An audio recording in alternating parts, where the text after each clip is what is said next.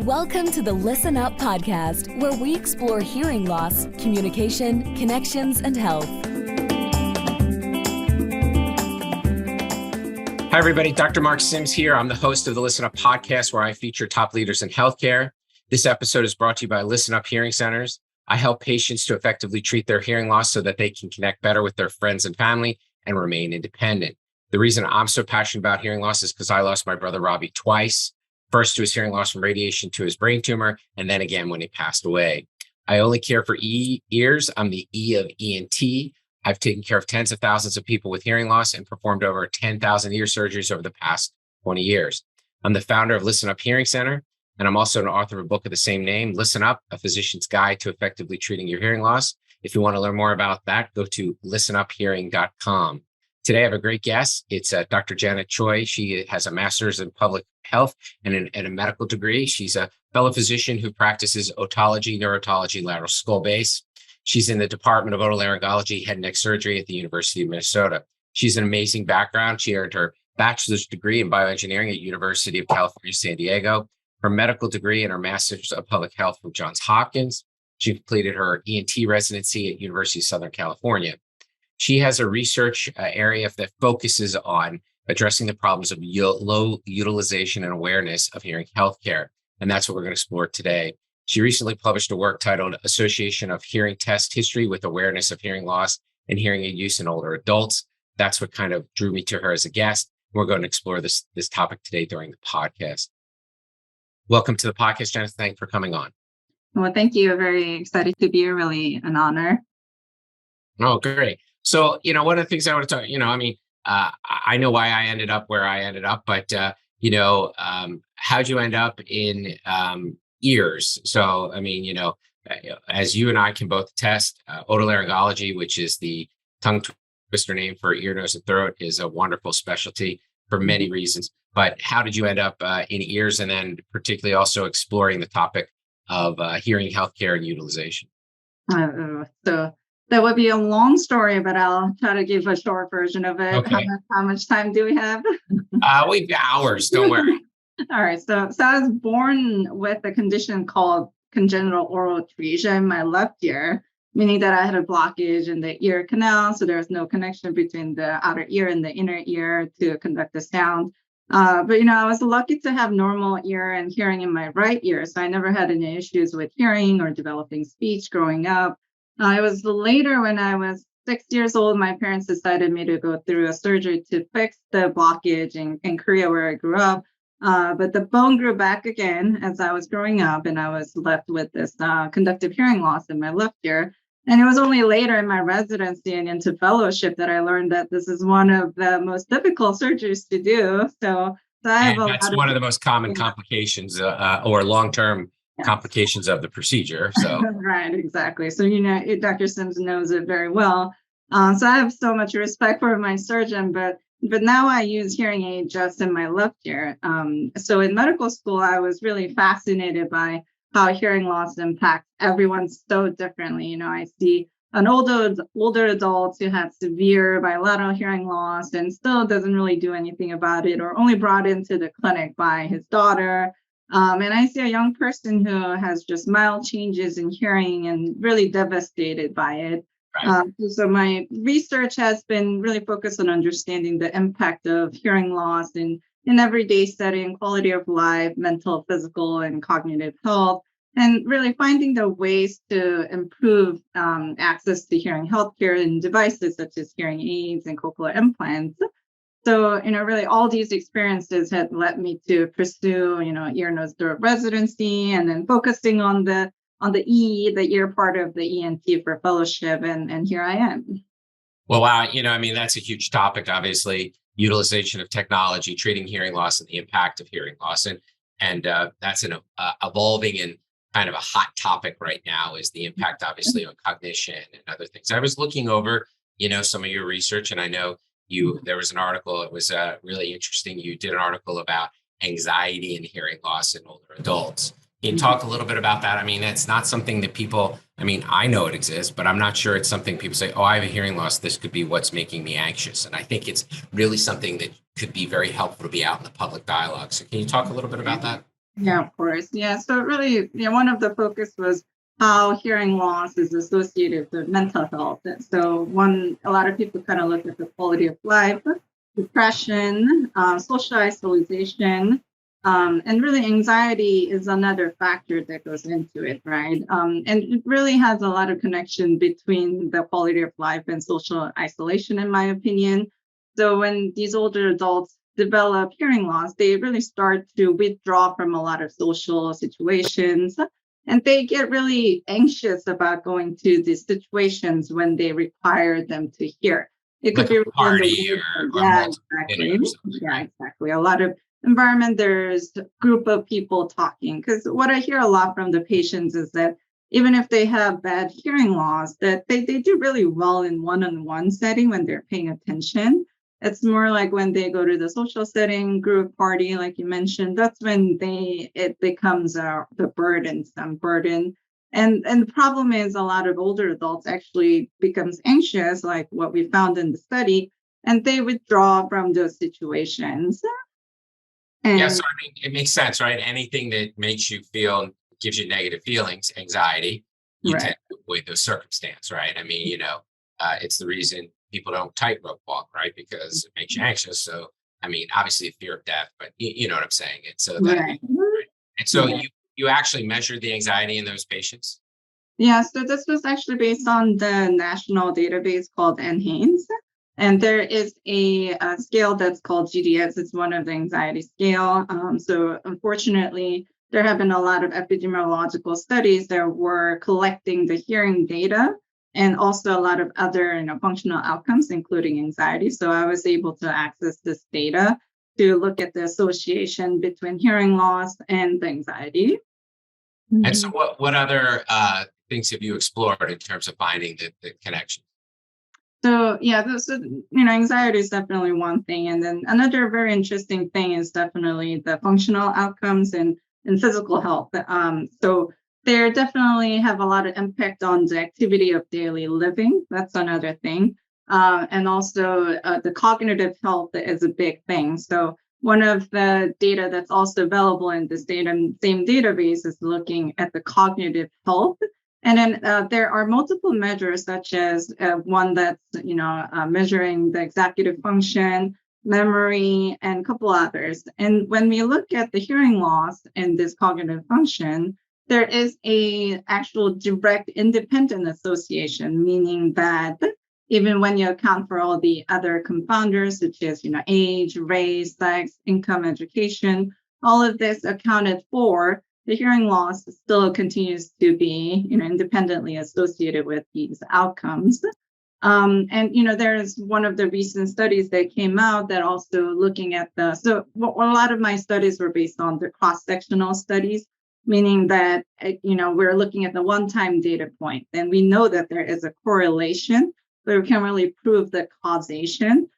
So really, a lot of current research effort, future research effort has been focusing on proving that whether hearing loss itself is causing dysfunctional outcome, negative health outcomes, and whether using hearing rehabilitation, such as hearing aids or cochlear implantation, whether those are going to impact, those can actually prevent these decline of the functional outcomes, or whether they can even make them better.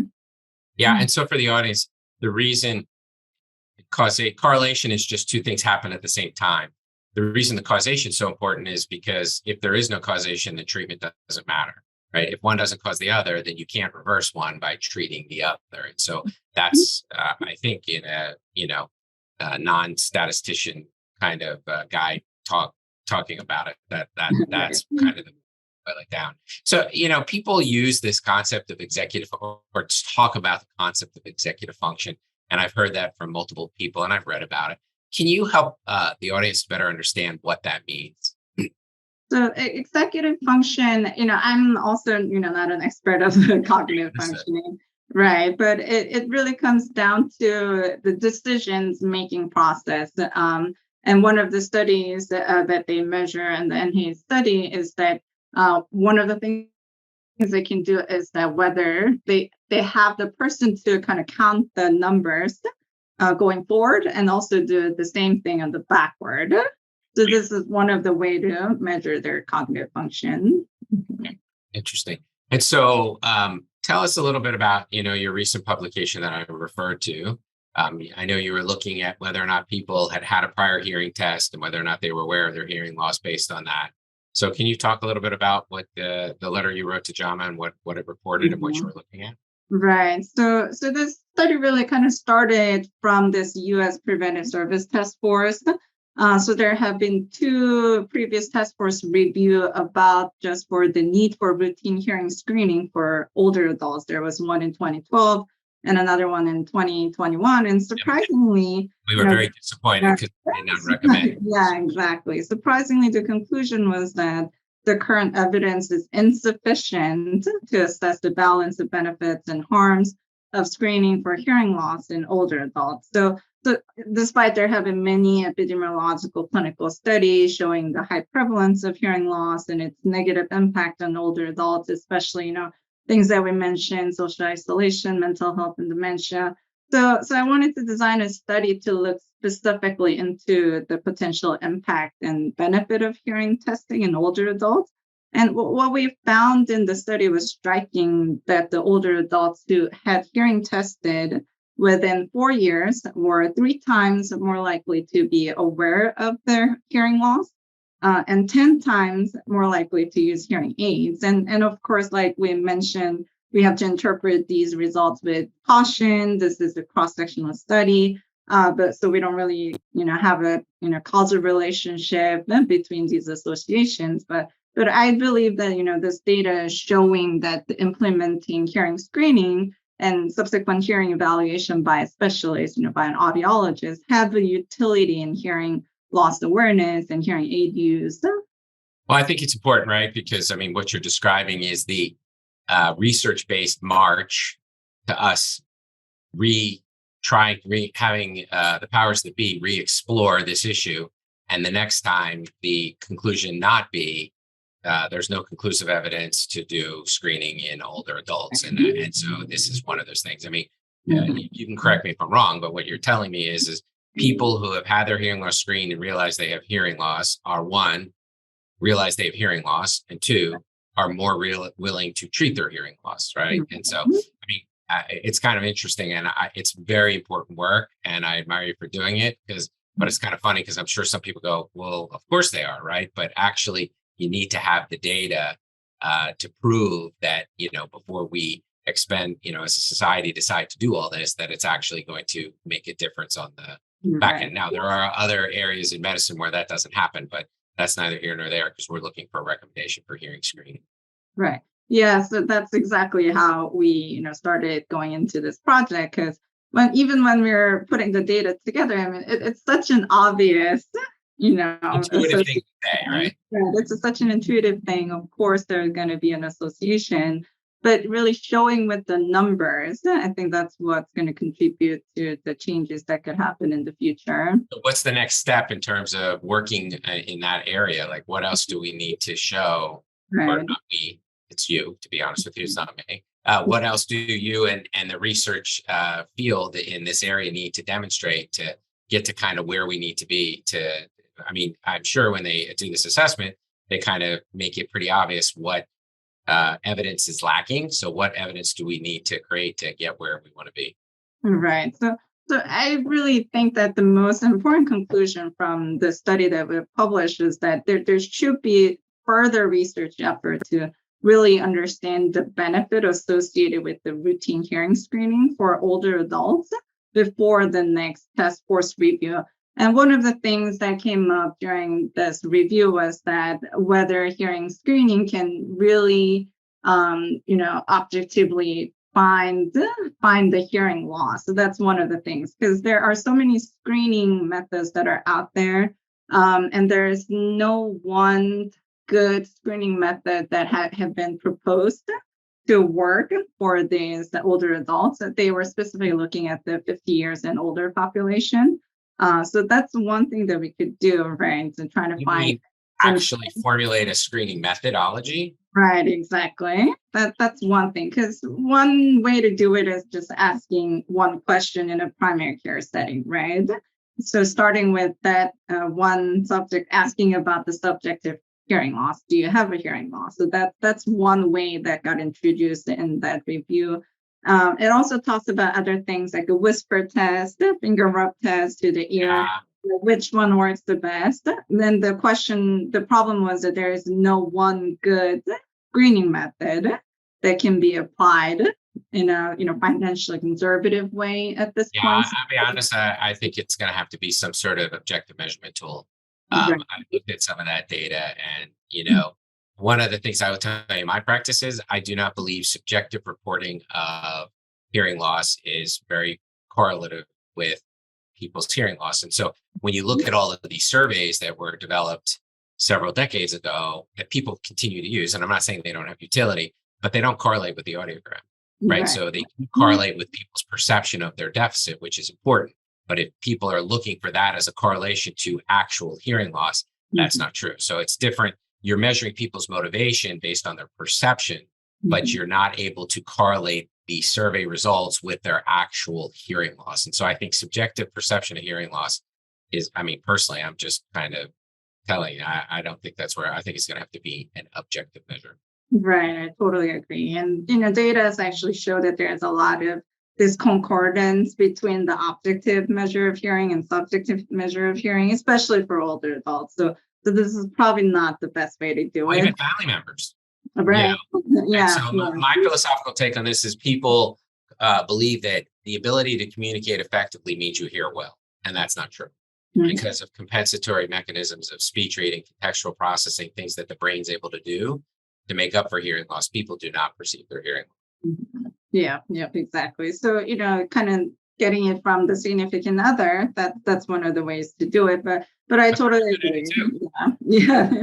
But I think like having some sort of short version of objective hearing test, that could be one way to go. So I think there should be another research really focusing on learning what would be the best screening method. And another thing that we need to prove is that whether, finding these people who are currently asymptomatic, right, after screening, if these people now that labeled as people who have hearing loss, how are they going to make them pursue the treatment like hearing aids? That's one question. And then whether that's going to impact their long-term morbidity and mortality, I think that's another thing that we need to prove. Yeah, it's interesting. I mean, it's gotten a lot more sophisticated. I mean, when you look at the hypertension literature, I mean, so, we started aggressively treating hypertension in the 1950s, and the definitive study showing that lowering hypertension controlled coronary risk was in the mid 1970s. So we were doing something for 20 years before we had definitive evidence. So it's kind of interesting how the threshold for uh, policy has kind of changed, right? Mhm.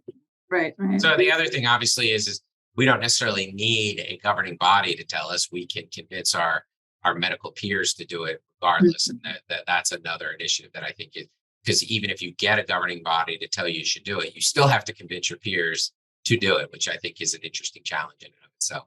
Right, right. I completely agree. Yeah, just really kind of raising awareness for testing for hearing loss in overall public, in our peers, and even among the, otolaryngologists, audiologists. I think that should be the next goal. Yeah, so hopefully you'll have that done by next week. Right, right. So, I mean, one of the other issues that, you seem to explore is access or pursuit of hearing technology. What type of work are you doing in that space? Because I think that's a very interesting and, Right. you know, Some of the challenged field space. Oh, right, exactly. So some of the research that I did during my public health master's degrees, really, we actually adapted a over-the-counter hearing aids. So it's like a Bluetooth-enabled hearing aids. And then we were dispensing it to Korean American older adults to see if they were more willing to adapt it. Because one, that this is a cheaper device, and two, they actually liked it how they look because they look more like a Bluetooth phone device.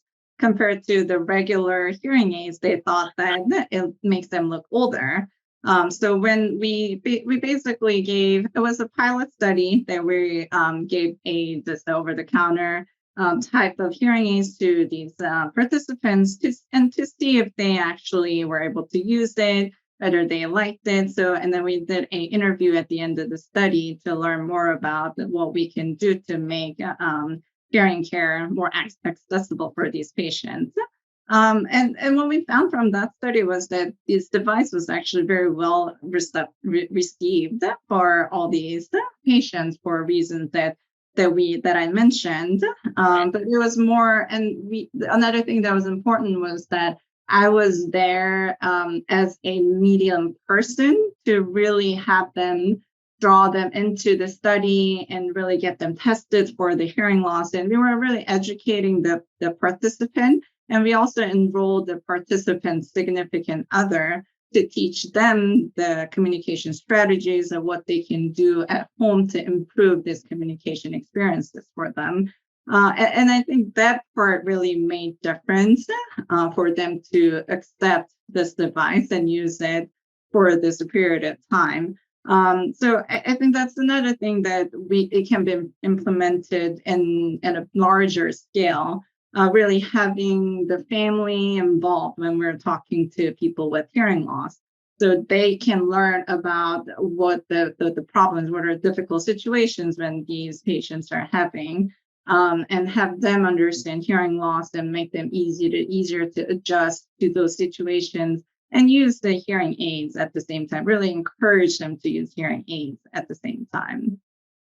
Yeah, I mean, obviously, as well as I do, the evidence is pretty clear that patients will pursue hearing treatment if their significant other is involved in the counseling or the determination of whether or not there is or isn't an issue and whether or not they should or shouldn't do something about it. So that all makes sense, right? Right. Yeah, and then another project that I've really been working on these days is looking at, we wanted to do a image recognition of the audiogram report itself, to try to capture the data and then make it more interpretable for the patients. That's kind of one of the projects that I'm working on. Because the problem right now is that once the patients go through the hearing test, you get a report of the audiogram, but the patients don't really understand what that means. It comes in with circles and X's, has numbers, and we usually explain it in mild, moderate, severe, profound hearing loss. But it's really hard for the patients to understand what that actually means. So I think that's one of the reasons why that people don't really pursue hearing care, even if they know that they have hearing loss. So one thing that I'm working on is, trying to get some sort of a really simple image recognition that we can do, even using like a smartphone, and then it'll capture the data and then make it really, easier form for the patients to understand. Yeah, I agree. I mean, one of the things I think, and I don't think this is limited to patients, I think it's limited to clinicians, is the fact that the dB scale is a logarithmic scale. And so if you don't understand that math, explaining that to people is actually significantly difficult, right? And so people understanding the changes going further down the audiogram are actually more significant in terms of impact and size of, despite, a 3 decibel change is different depending on where you are. Right. And that's actually not just, I think, a challenge for patients. I think that's a challenge for clinicians as well. Right. Completely agreed. Yeah. So, since the audiogram right now, it's fairly standardized, and we use the same format pretty much across the world at this point, although, kind of the formatting and where things are sitting is different, but the battery of tests that we do is fairly standardized. So if we can kind of come up with a way for us to make it easier for, even for our, primary care physicians to understand, to make it easier for them to understand how much a degree of a hearing loss this person have. And if we can track it longitudinally too, so then it might help the patients too, right? If this was someone that just had mild hearing loss at one point, it's just as mild, I'm not going to do anything about it. But if this person sees that their hearing is getting worse over the years, just using this sort of an easier interpretable audiogram report, then maybe that person will be more willing to use hearing aids or pursue hearing treatment. Yeah, no, I agree. I think some of it's the forcefulness in which we also make the recommendation, right? So, I mean, it's kind of interesting.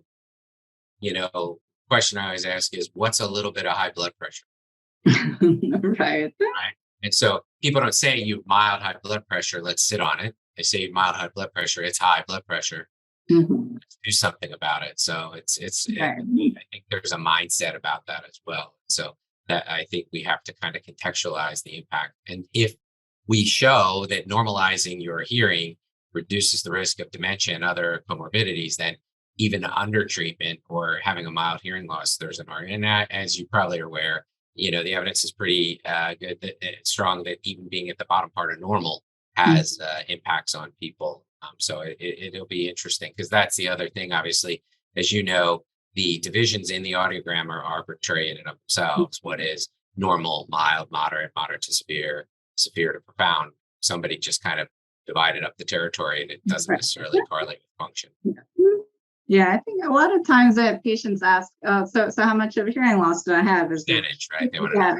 Is it 50%, 70%? And we can't really answer their question for these patients. Well, but you can't do that in vision either, right? So that's one of the answers. But the other thing is I think that question also feeds to the disability formula that the VA has. And so because in a certain subpopulation of people, they've been told, I have a 20% hearing loss, according to the VA, which for the audience is a calculation of your disability remuneration, meaning if you have a 20% hearing loss, you get a 20% disability, which correlates to the financial support you get from the Department of Veterans Affairs. It doesn't actually necessarily correlate with your audiogram. There is a strict formula, but it's not a functional formula, meaning if I have a 20% hearing loss on that formula, I'm missing a fifth of my function. That's not how it works. Got it. Yeah. That's an interesting point. But anyway, and so what else do you see yourself working on, or where do you see this all being in 5 years from now? Yeah. So, these are some of the things that I really want to continue working. Really, my main overarching goal for my, researcher as a clinician is really to make this hearing care accessible for the patients. And I feel like we're living in an era that it's very exciting for, hearing professionals. There are so many different types of rehabilitation options actually available for the patients. It really goes down to, now we're talking about the over-the-counter hearing aids, but we have this conventional hearing aids that works really well. I use hearing aid myself. That's been an amazing experience for me. And a lot of surgical options for, people who have profound hearing loss, like cochlear implantations. So we're living in this, era that has a lot of options available, but unfortunately, just, people don't really know about it. So even if they are impacted by hearing loss, they just don't really know where to start. So my goal, as a clinician scientist going forward, will be really, reducing that gap between the public and what we have available for these patients. Yeah, no, that's great. That's it's really interesting stuff, and I look forward to seeing what else you get done. When we can revisit.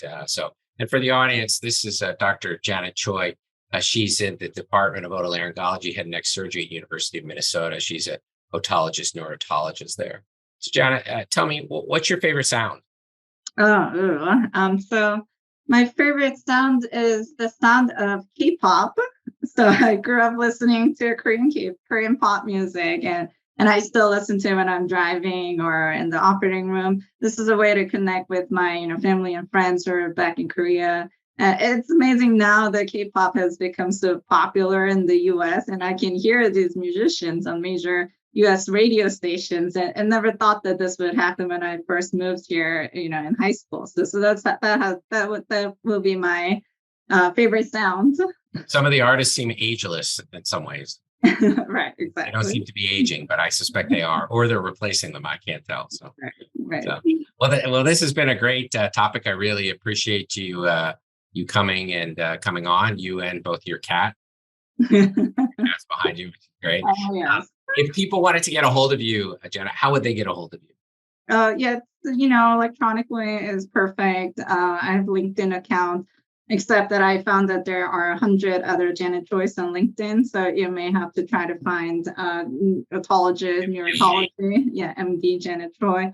Also my email, janet.s.choi@gmail.com. Okay, that's great.